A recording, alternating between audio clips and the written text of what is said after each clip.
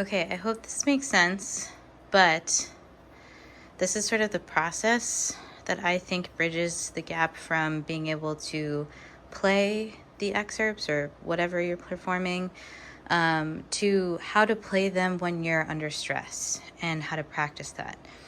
So we start with an intention or an input, and for me that's physically what works. Like, how's your body? Like, how is your setup? How do you know what works? And you do that by practicing, right? Like, you figure out what has to happen physically. Then you also have an oral expectation. Like, what do you want to hear?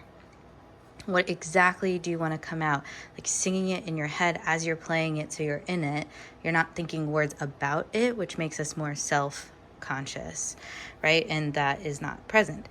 Then thinking 1 inch at a time. So my eyes are moving 1 inch at a time at the music. It helps keep me grounded in presence. So the sort of trifecta of these 3 things are going to help you play the way that you know how. You can practice them in the practice room.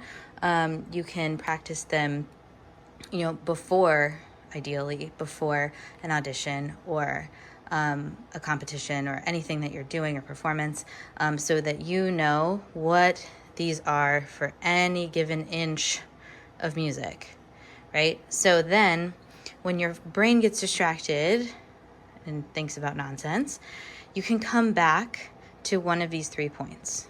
So you're basically like rerouting the nonsense to one of these 3 points. And then coming back to here with one of those. And then the more you're able to do that, the ability to come back to the input will dictate how well it goes, right? So there's no real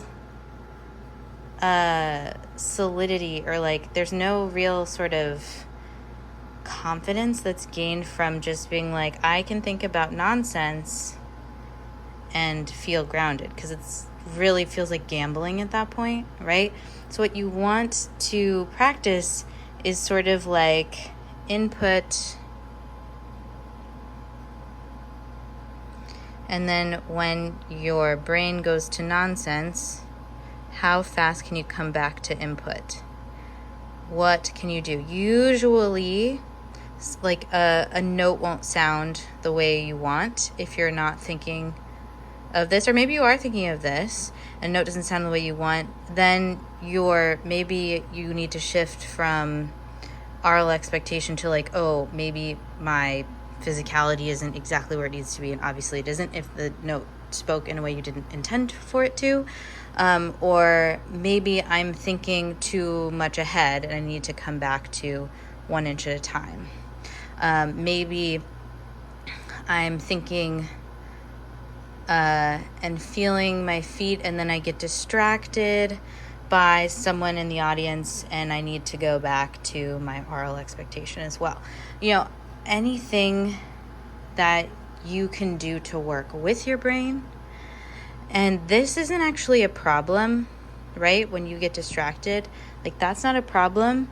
It's only a problem if you keep like going with it and like keep swirling in this and you don't come back to what you know works when you're on stage. This process is like the best combo I have found to like get the result of playing the way you've practiced. And if you haven't practiced with those things in mind, it can be hard to implement. But when you're doing a mock audition, what you're doing is like practicing this under strain of adrenaline or pressure. So I hope that helps. Let me know if this makes sense.